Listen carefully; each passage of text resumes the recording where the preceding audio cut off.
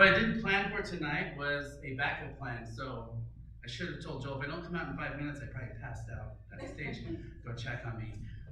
The butt finger story is a story about a small cut on my finger. Now, it wasn't always called the butt finger story. There's a story behind why it's called the butt finger story. But if you came tonight to find out how the heck I got my finger stuck up my butt, you're disgusting. Tamara would laugh. That's not what happened. Nothing has ever been in or around that area. One time when I was 5, I was wiping and I kind of touched the rim and it was whatever. It's an experiment, but has nothing to do with putting things up my butthole. The reason it's the butt finger story is because my friend Jen, we used to work at this company called Fridays. It was a very successful company, and if you're wondering, for those of you that used to work there, they're doing fine. Don't worry about it. I checked in on Beth and Sal, they're doing fucking great. They have all your money, they're okay, don't worry about them. They're doing fine, but when I was at Fridays, I was a trainer.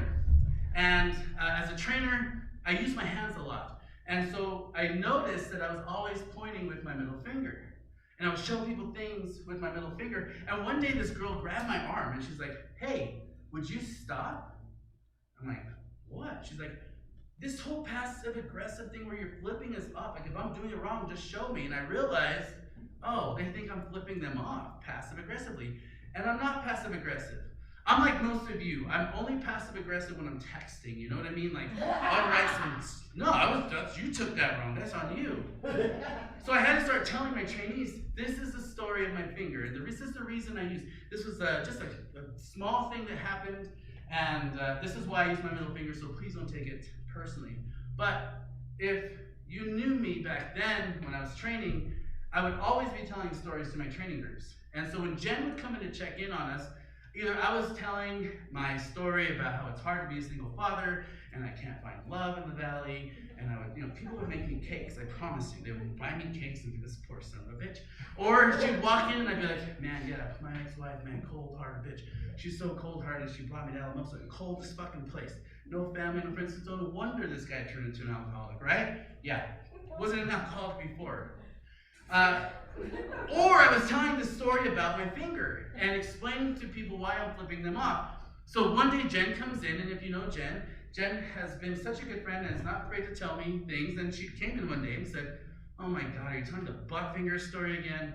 And it just clicked. And I said, "It's going to stay the butt finger story."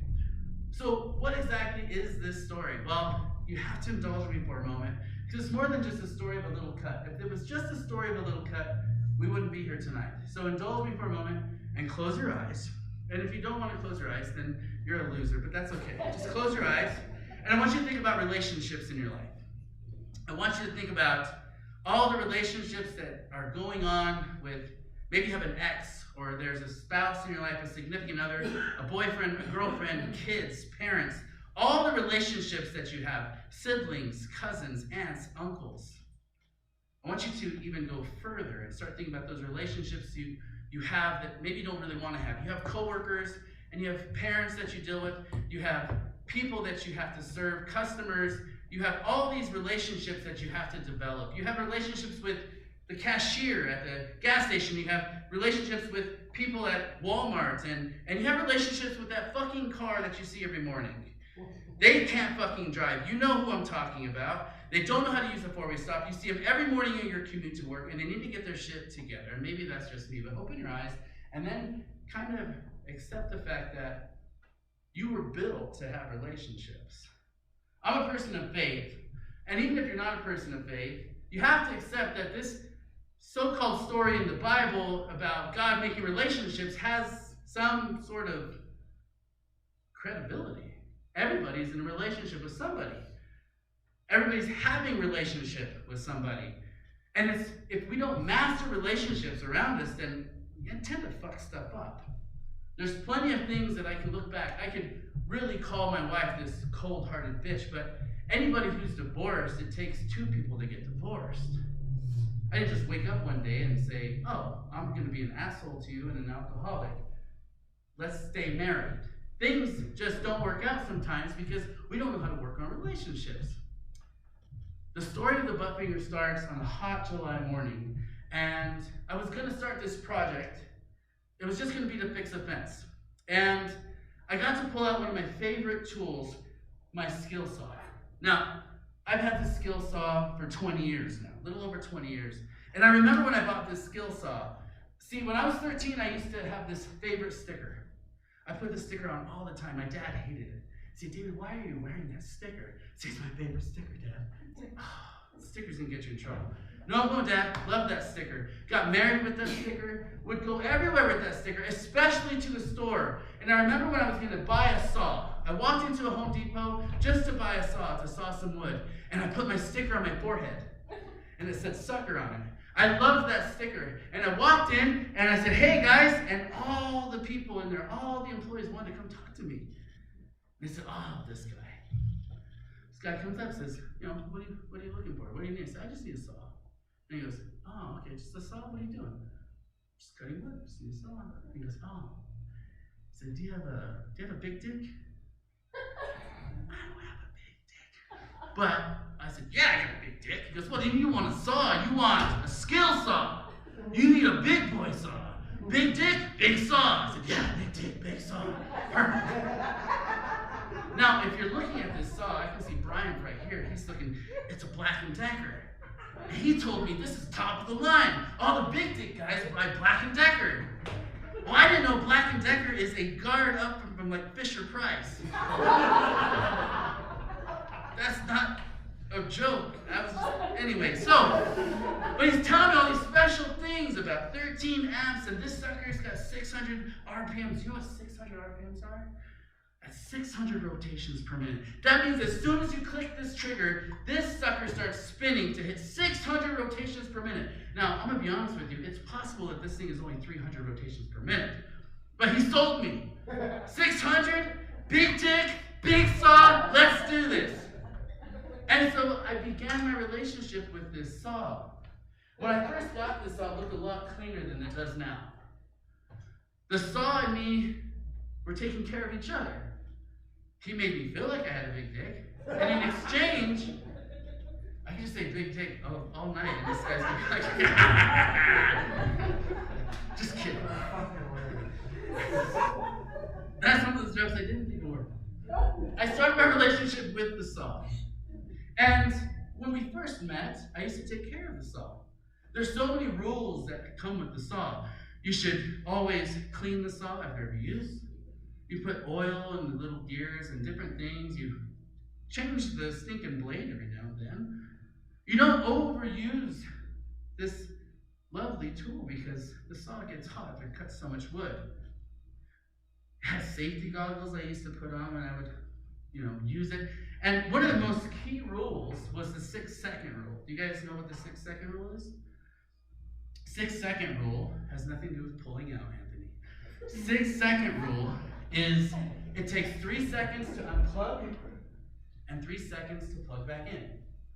3 seconds to unplug, 3 seconds to plug back in. That's 6 seconds, and 6 seconds could save your life.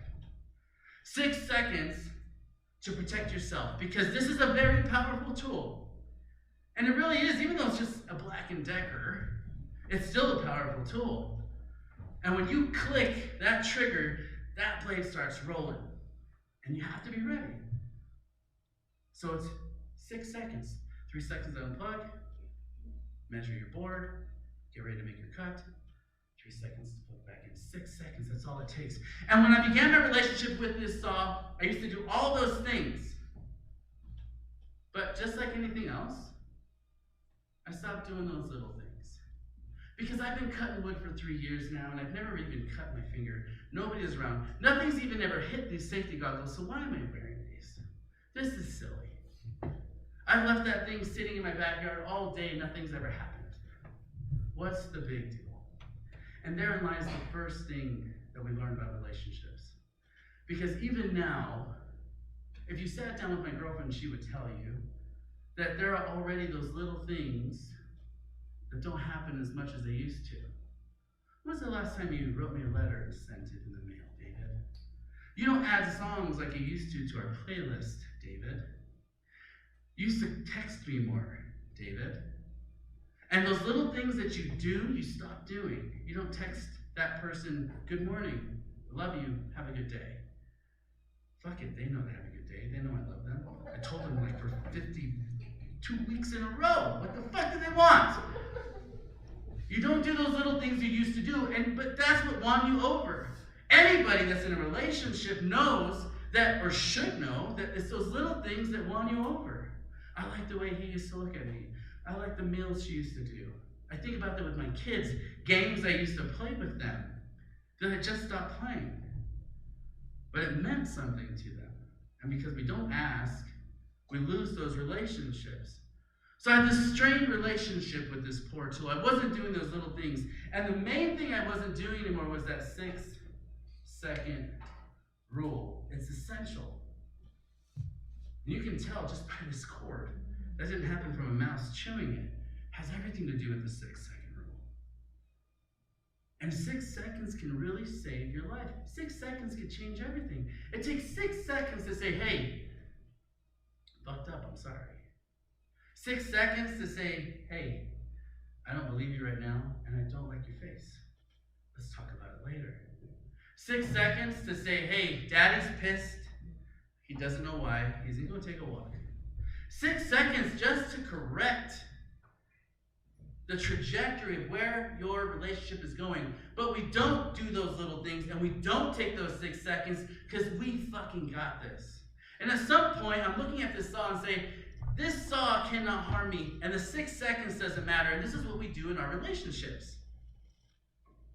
We stop doing the little things. We stop taking that time. We stop doing the things that create a safe relationship. So, here I am. I'm really upset that Brian's here because he's a tool guy, so he's going to just go crazy about how this happened.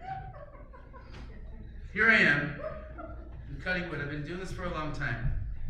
Cutting all morning, jamming out. Probably have earbuds in. Guess what? When we started dating, didn't wear earbuds. You have to be aware of things, but now I put the earbuds in. And so I don't know why I used to do this. I don't know why. And Dad, it's not your fault, I promise. But it's Steven's fault. He taught me. He only gets that joke. I don't know why the fuck I used to do this. But I would get ready with my cut, and I'd put my hand there to line up, and I would press the teeth against the wood, just so I knew I had already made my mark, but I just like pressing the teeth against the wood. And I would always do this, all the time. And when I was done with the saw, I would drop it, I'd be done. But for some reason, I don't know why, I can't explain it, I used my left hand, because I had to look at the wood this way. And this is where everything went wrong. It's not just that I didn't take the 6 seconds, I didn't unplug this machine.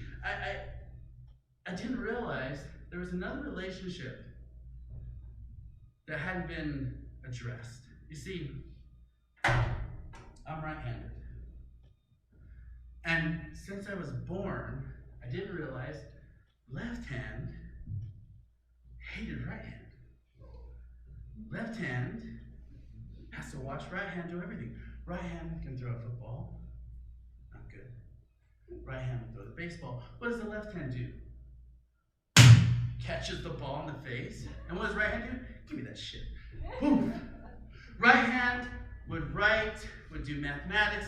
Right hand would do everything. Right hand holds hands with girls, writes love letters to girls. Right hand makes moves. Really doesn't. I didn't have a lot of girlfriends in high school. I would just sit with my stuffed animals. Hey, Amanda. But right hand did everything. Right hand could do everything. I played tennis in high school. I know, you probably thought I was a quarterback. Nope, played tennis. Right hand did everything in tennis. Right hand, everything right hand. When I was 13 years old, I grew an affection for something, making, everything's right hand, right? You know what I'm talking about? I mean, I've been doing it for years. It's just making your own ranch. You just get one of these, and you put a cup of milk and a cup of mayonnaise, and you put the ranch dressing in there. Have you done this? And then you just gotta shake it up.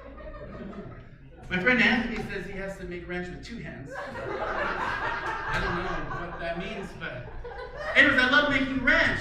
And I've tried making ranch. One time I hurt my right hand, and I tried to make ranch with my left hand, but it just felt funny. Like I couldn't get a good shake on it. You guys have never made ranch? All right, well, right hand loves making ranch, so I thought. And so I would do everything with my right hand. And so left hand was bitter at right hand. Left hand hated right hand. Because right hand was fucking everything. And right hand resented left hand just as much. Right hand's like, left hand's lazy. Left hand don't do shit. I gotta do everything. That pencil, that cramps up after a bit. Those hands I'm holding, it's sweaty. It's gross. I'm tired. See, what left hand doesn't know is that sometimes this motherfucker wakes up at 2 a.m. to make range. It's disgusting. And left hand's asleep and right hand's like, no, not again. You know? I don't know why that's funny. And then this fucker, gets ranch on his finger and he's like, you know? And it's just ranch. Anyways. And so right hand resents left hand. Right hand's thinking of all the times he has to wipe my ass. Left hand never has to get in there. It's disgusting. And so they both hate each other. And this is us. Some of you are right hand and some of you are left hand. Think about your relationships at work. She doesn't do enough. She doesn't do half as much as I do. He's a lazy ass. And here's right hand saying, I do fucking everything. I never get any appreciation. This is happening in all your relationships. You look at your kids, you look at your parents, you look at the people you work with, you look at that stupid car that can't understand that when the green light goes, get off your fucking phone and drive. And so we have all this built up tension. And you are either left hand or you are right hand, but you are struggling with one. Or even worse, you might be me. Because I was attached to left hand and I was attached to right hand, and I didn't know this was going on. I didn't check in with left hand. Hey, how you doing? You okay? Because then you would have told me, no, I feel useless. You're not useless. You add value, you add balance. You do things that right hand can't do. And you carry things for me. You hold the dish while right hand has to wash it. Right hand hates doing that. There's so many things that I didn't appreciate about left hand, and we're doing this in our relationships. And right hand's not getting enough credit. I don't let right hand just rest. Right hand's tired of doing everything, holding everything. But some of us are, the person in the middle. You've got kids, you've got coworkers, you've got people that are so resentful to each other. They are about to explode. And you're not asking what's going on. Because of that, we learn hard lessons. See, because that day, left hand finally had control. And so left hand looks down at right hand. And left pointer finger's thinking, I'm not going to hurt this hand. I want to scare him a little bit. I want to get his attention. I want him to hear that I can do what he does. I need right hand to hear what's going on inside of me. And so I'm just going to click. And once that blade goes, he'll get scared, he'll hear the sound, and right hand will ask me, what's going on? Why did you do that? And then we can talk. The problem is, left hand doesn't know how to use the saw. Even right now, as I'm holding this, it's very awkward. Right hand's been using this saw for a long time. Right hand has the strength and the ability and the skill to do things left hand can't. So when left hand tries, here we go. And left hand makes his move, and he clicks that trigger, and it takes off so fast, and I freak out, and I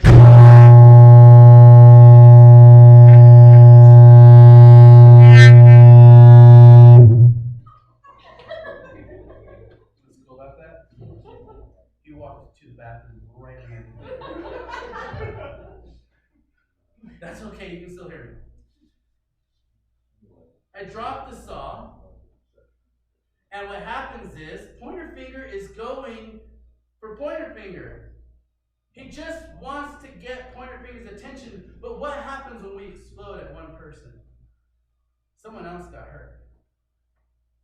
And this chunk of skin flies off, and blood is everywhere. Now, most of you know me pretty intimately, pretty well. So you know they call me Triple C, calm, cool, collected. And so I see this and I go, oh, that's a goddamn shame.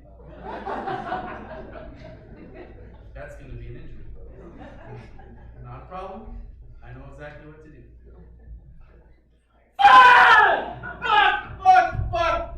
Fuck! Oh, fuck! I'm scared. And then, I'm scared, but I'm still stupid. I bend the finger, and blood shot out. And I go, fuck! Neighbors poking on, hey, Dave, what's going on? Fuck you, Tom! Fuck! I'm freaking out. This is a bad cut. It's bleeding, it's shooting everywhere. So I run into the garage and make the most rational decision I can. I grab a dirty, oily rag, and I wrap that shit, because I learned in Boy Scouts, oil is good for blood. That's a lie. But I wrap that sucker up, I'm like, okay, standing in the garage. Okay, Dave, get your shit together. That's a pretty bad cut.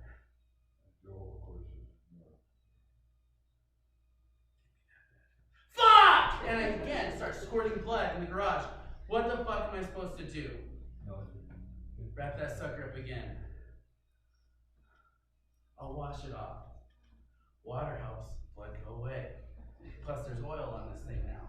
So I run into the kitchen, and I run it under the kitchen sink.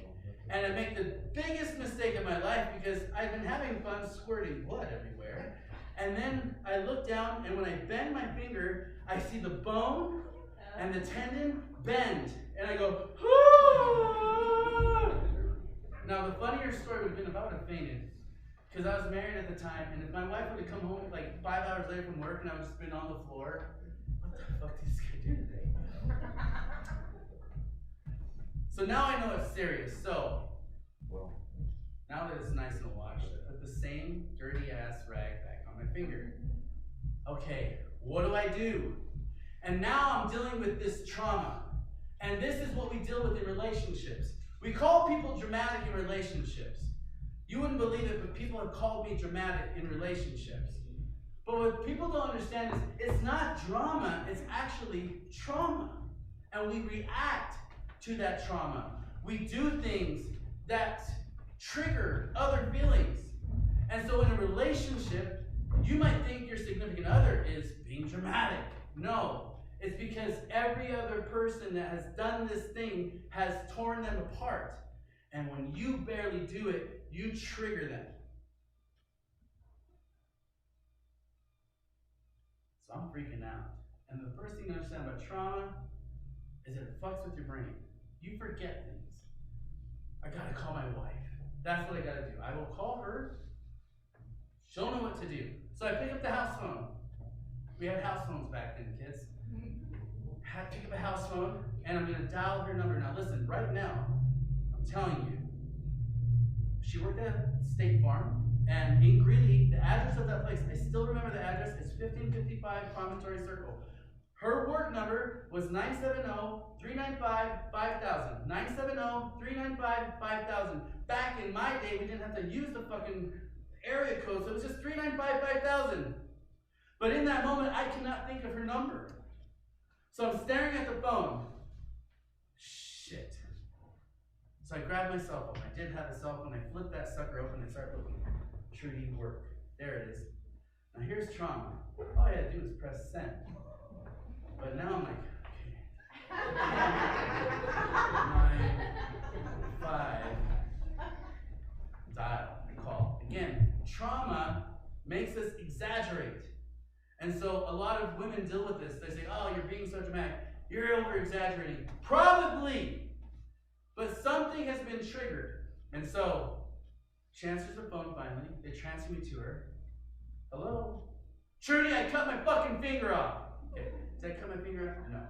Trudy, I cut my fucking finger off. Whoa, where are you? I'm in the kitchen. It's bleeding. It's everywhere. And she's like, holy, okay, calm down there, sissy. Are you, like, can you drive yourself to the ER? Yeah? Okay. Drive yourself to the ER. Okay? She's like, what do you have wrapped in? Did you put some gauze on it or something? I'm like, Yeah, it's wrapped. I said, well, what you want to do, David, is get this thing wrapped extra tight, and you got to hold it above your heart because you're probably losing blood if you cut up your finger. I said, that's right, you got to hold it above your heart. Okay. She's like, David, I'm going to try my best. I'm going to get down to the emergency room as soon as possible. I said, okay. Go into the emergency room. Everything's going to be perfect now. I run into the garage and I think, should I rewrap this? No. Just got to make it tight. How can I make it tighter? Perfect. Get the old duct tape. And so, literally, reenactment, I'm like, super tight, make sure I'm ready to roll, to go to the ER. I've never been to the ER. This should be fun. And they're going to be really proud of how well I have wrapped my finger. So I get into my truck and I practice first because I had a stick shift. So I'm like, okay, shift, heart. Heart. Okay. Here we go. And here's the problem. I had a little red truck at the time, and I'm taller, so I had to kind of get a little low. And I'm thinking, I have to practice now. Shift, heart. Shift, heart. Now, the next part of the story is so incredible, I couldn't have made it up. I wish I could, but I can't. I get in my truck, and you have to understand Greeley. Greeley has gangs. I don't know why, but they have gangs. And I was going to have to drive through the north side to get to the hospital. And there's a gang on the north side. They're called the North Siders. They put a lot of thought into this shit. The North Siders wear red. I'm in a red truck. I'm driving to the north side. I'm low, okay? So I'm driving. Shift, heart. Shift, heart. Here's the perfect part. It could have never happened in a movie, but it happened to me. I lived it, Sawyer, driving. And I remember I'm looking and I'm about to hit 45 miles an hour. This is a 25 mile an hour zone on the north side. I'm Mexican. I know I don't act like it, but I swear when you got cops around, you're Mexican, okay? And if you're dark like me, sometimes you're black. And I mean that. So I'm driving and I'm about to shift because I'm gonna hit 45 and I need to shift now. And I see it like slowing this down. I'm going straight and a cop car's pulling up. As I'm getting ready to shift, I pass this guy at 45 miles an hour. Shift, and I looked over at him.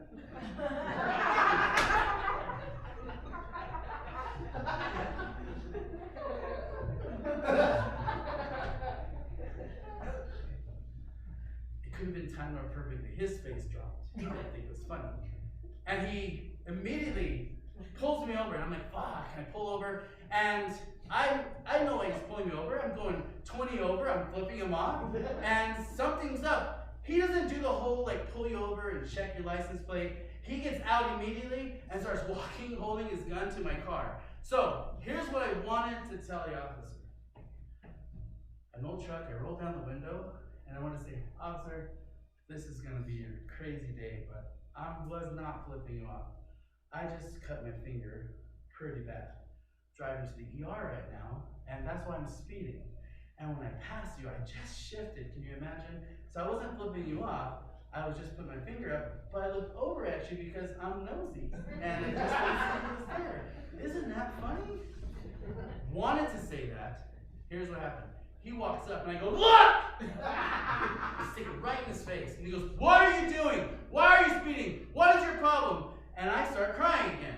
I cut my finger and it's in the backyard and I have a big dick and I have a big tool and it's everywhere and I don't know what my wife's number is and I just try to drive the ER and I've never been to the ER before. And he goes, oh my God. He goes, you know where you're going.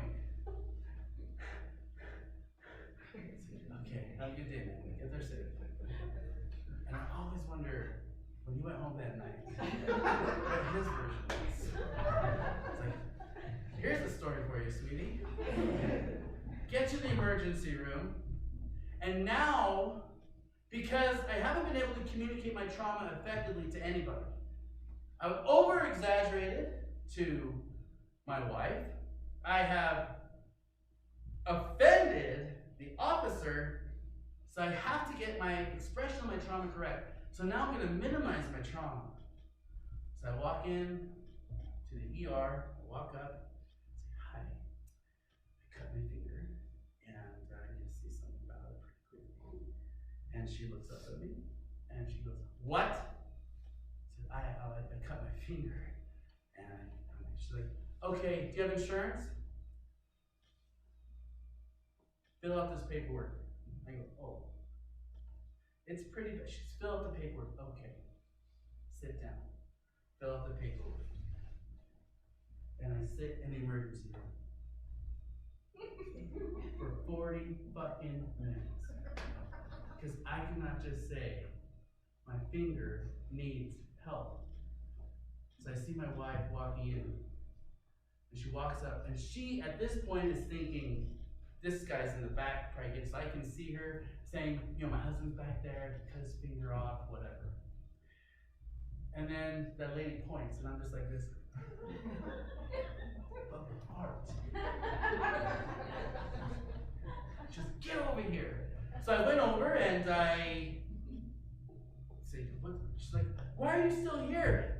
He cut his finger off. And she goes, he did. And see, sometimes trauma just needs a voice. We need to give voice to people who have trauma because they don't know how to express it. And so she says, he cut his finger off. He needs help. She goes, he did. She goes, show him. Okay. Now, this was a letdown for everybody. Because first of all, I don't know why. By then I was addicted to it. I went like this. And blood shoots at that lady. She's like, what the fuck? And then I look at my wife at the time, and she's looking at me like it was just disappointment. It was like our wedding night. Like, what just happened? Because she's expecting there to be a missing finger because I told her I cut my finger off. And now it's a lie. But the nurse obviously knows this is a pretty big thing, so they take me back and they get it all bandaged up and they're asking me, why the fuck is there so much oil on the finger? And I said, that's just crazy, I don't know. But I'm finally settled.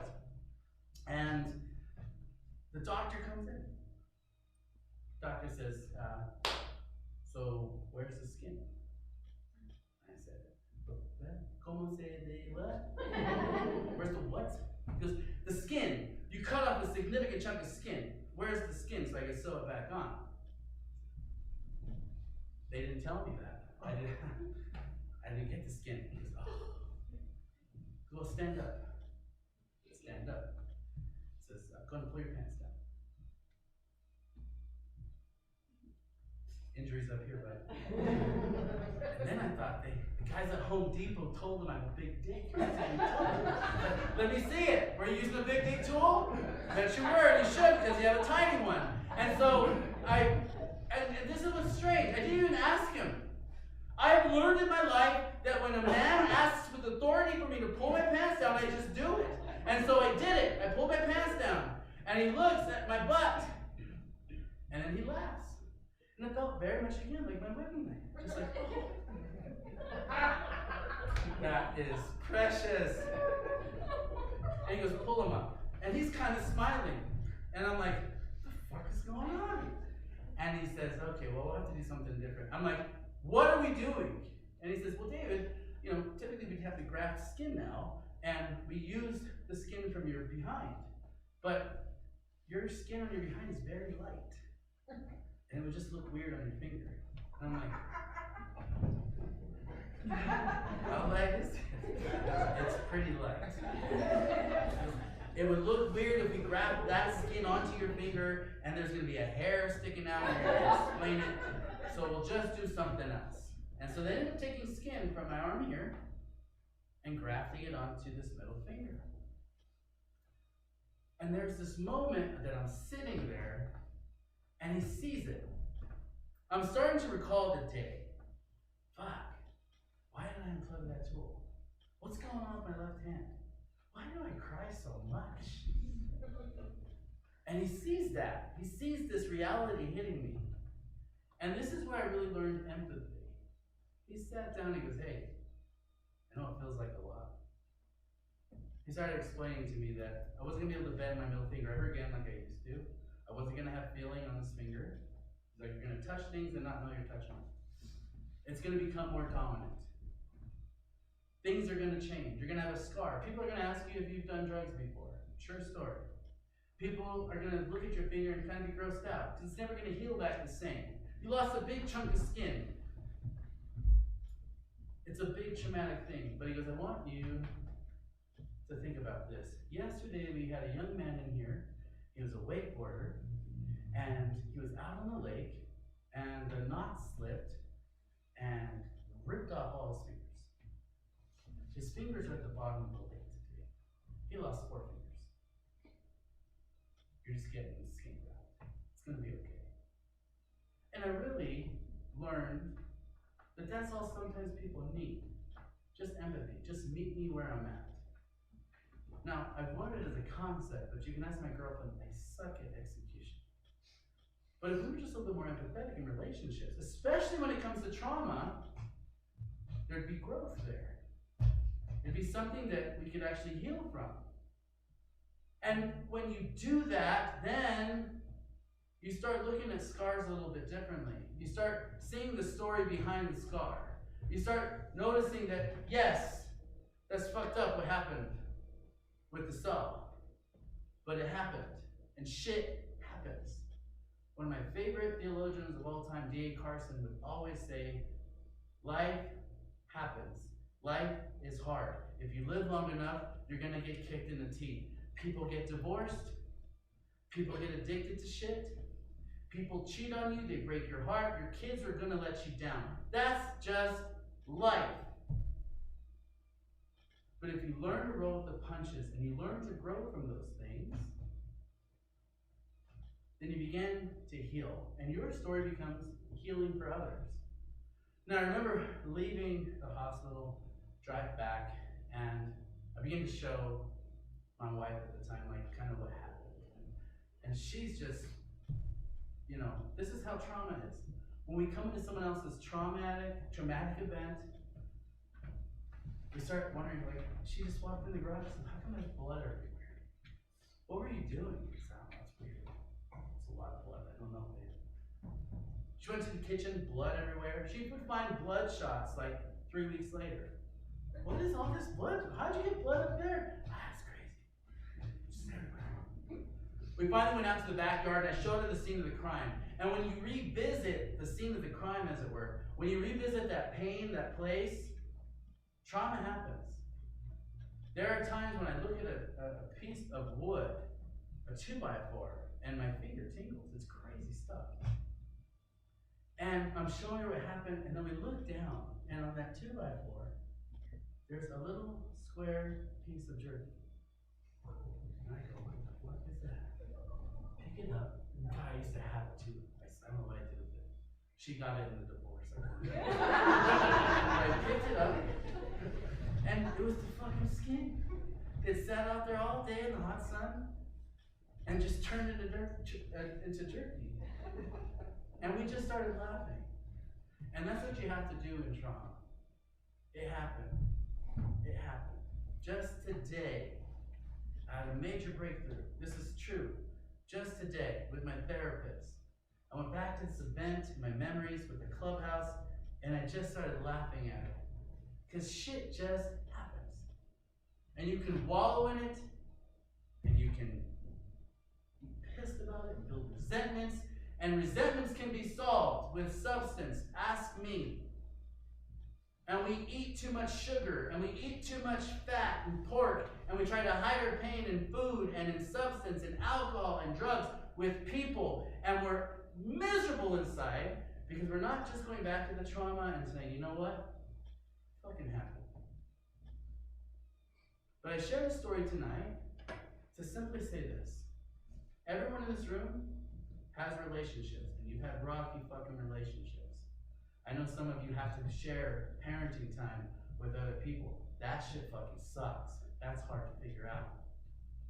But when you approach it, and you become vulnerable, and you're willing to talk about it, then you start to heal. And those wounds, those scars, they're going to be nasty. People are going to ask about them. What happened there? What happened there?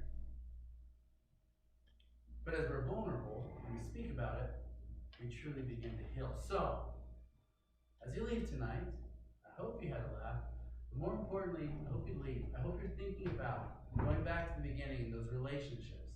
And I hope you're thinking, where do I need to correct those relationships? Where's the 6 seconds that I need to take to say, hey, I'm done, I'm stepping out. This is over. Or, hey, I'm sorry, I want to work on this. Where can you grow in your life through the trauma? Whatever it is, I hope you live with something, and I appreciate you listening to the story from the butt finger.